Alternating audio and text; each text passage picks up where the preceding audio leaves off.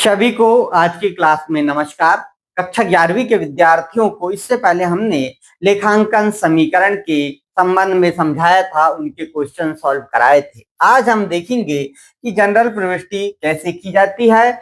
जो नियम बताए थे उस नियम के लिए आप वीडियो देख लें। वीडियो में हमने जो तीनों नियम है वो समझाए थे और पुनः एक बार व्यक्तिगत खाते का नियम बताते हैं कि जो पाने वाला व्यक्ति होता है उसको डेबिट और जो देने वाला होता है उसे हम क्रेडिट करते हैं। ऐसे ही दूसरा जो खाता हमने समझाया था वास्तविक खाता, और इस वास्तविक खाते में संपत्ति या फिर माल के संबंध में बात की जाती है और वास्तविक खाते में जो आने वाली वस्तु होती है उसको हम डेबिट करते हैं और जाने वाली जो वस्तु होती है उसे हम क्रेडिट करते हैं।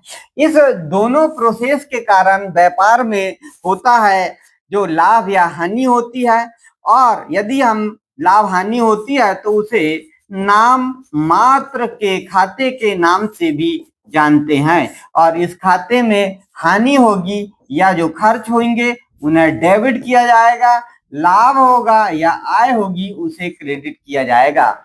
यही पूरे रूल्स रेगुलेशन आपको इन प्रविष्टियों में समझाना है। कक्षा 11वीं के जो विद्यार्थी है अक्सर करके जब क्वेश्चन आता है तो वो समझ नहीं पाते और जनरल प्रविष्टि करने को कहा जाता है और वो बना देते हैं लेखांकन समीकरण, क्योंकि इनमें क्या डिफरेंस है वो समझ नहीं पाते और उनका क्वेश्चन गलत हो जाता है। लगभग 90% विद्यार्थी यही गलती करते हैं। तो सबसे पहले आपको ध्यान देना है, सवाल पढ़ना है कि इस सवाल में कहा क्या है, और सवाल में कहा है कि जर्नल प्रविष्टि करना है तो इसका एक फॉर्मेट होता है, उस फॉर्मेट के अनुसार जर्नल प्रविष्टि कीजिए। लेखांकन समीकरण का एक फॉर्मेट जो होता है वो अलग फॉर्मेट होता है और इसका फॉर्मेट अलग होता है।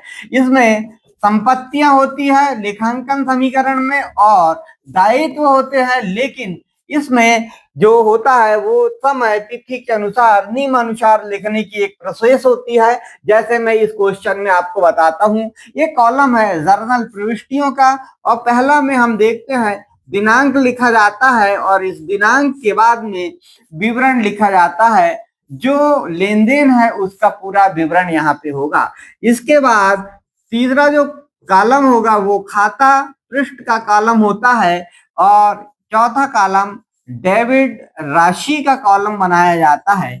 इसके बाद में अंतिम कॉलम क्रेडिट राशि का बनाया जाता है और इस प्रकार से ये पूरा फॉर्मेट होता है। तो दोनों फॉर्मेट को हमने समझाया, लेकिन यहाँ पे आपको बिल्कुल देखना कि क्या करना है। लेखांकन समीकरण के लिए लिखा रहेगा लेखांकन समीकरण तैयार कीजिए और जर्नल के लिए लिखा रहेगा नकल वही तैयार कीजिए, रोजनामचक तैयार कीजिए, इंग्लिश में लिखा रहेगा जर्नल एंट्री तैयार कीजिए।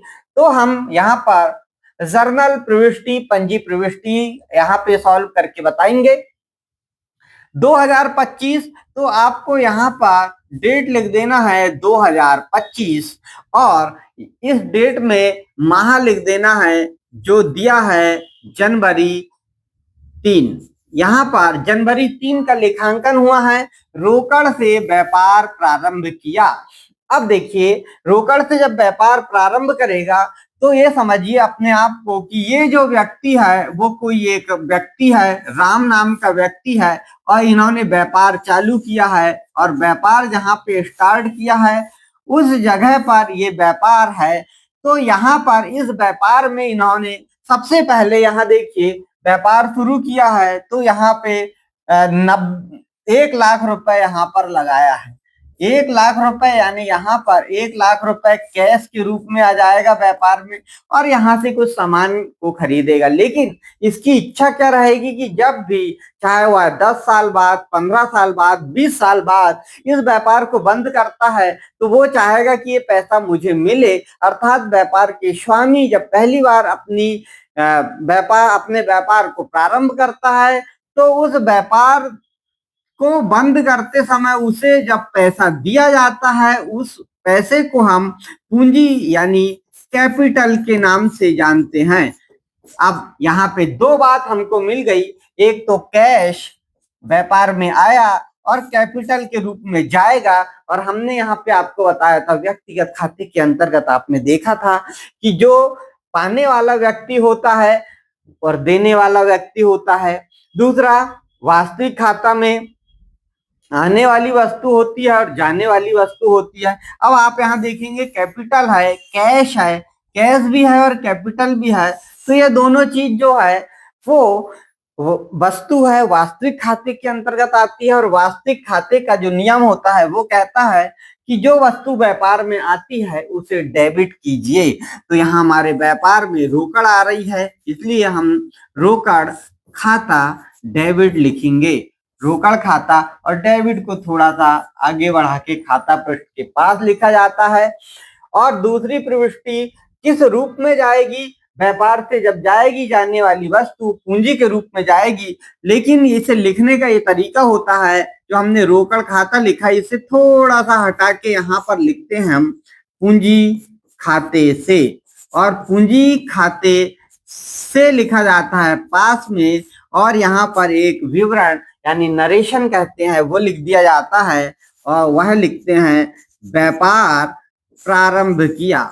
जब व्यापार प्रारंभ किया है तो हम वही नरेशन लिखेंगे, जिससे कि ऊपर जो प्रविष्टि की गई है वो समझ में आए, इसके लिए। अब यहाँ पर जितनी राशि से यहाँ प्रारंभ किया गया है उतनी राशि डेबिट के सामने, डेबिट के कॉलम में यहाँ पर लिख दी जाती है। और क्रेडिट के लिए राशि क्रेडिट के कॉलम में लिख दी जाती है, क्योंकि दोहरा लेखा प्रणाली के अनुसार ये लेखे किए जाते हैं, दोनों पक्ष में यहाँ पे लिखे जाते हैं। इसी प्रकार ये पहली एंट्री थी। दूसरी देखिए जनवरी 27 की, तो यहाँ पर हम जनवरी 27 डेट लिखेंगे। पहले मंथ लिखते हैं फिर डेट लिखते हैं, और सन हमने एक बार लिख चुका है।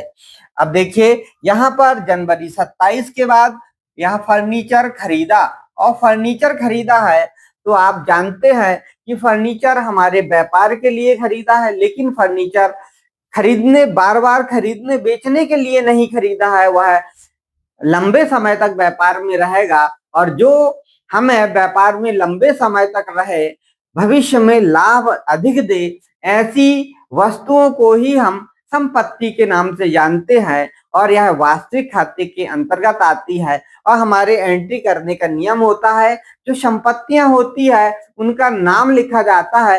जैसे फर्नीचर का नाम फर्नीचर लिखेंगे, कंप्यूटर कंप्यूटर लिखेंगे, और भूमि भवन ये सब स्थायी संपत्तियां हैं और इनका नाम लिखा जाता है। तो यहाँ पर फर्नीचर खरीदा है, इसीलिए हम एंट्री बनाएंगे फर्नीचर खाता डेबिट। और दूसरा, फर्नीचर खरीदा होगा तो इसके बदले में हमारे पास से 19,000 रुपए चले जाएंगे, यानी हमारी तिजोरी खाली हो जाएगी 19,000 रुपए से। और उस तिजोरी से जो पैसा है वो जाएगा, और उसे हम रोकड़ के नाम से जानते हैं। तो रोकड़ खाते और से लिख देंगे इसी एंट्री में, और नरेशन लिखेंगे फर्नीचर जो है उसे नगद खरीदा, फर्नीचर नगद खरीदा लिख देंगे। और नरेशन लिखने के बाद में इसकी अमाउंट जो है 19,000 रुपए डेबिट की ओर, और क्रेडिट के सामने क्रेडिट की अमाउंट लिख देंगे। इस प्रकार ये दूसरी एंट्री भी हमारी बन जाती है। अब तीसरी एंट्री के लिए देखते हैं। जनवरी 15 को नगद माल खरीदा है 25,000 रुपए का, और जब नगद माल इन्होंने जनवरी में खरीदा है नगद माल, और डेट इसमें दी गई है 15 और अमाउंट दी गई है 25।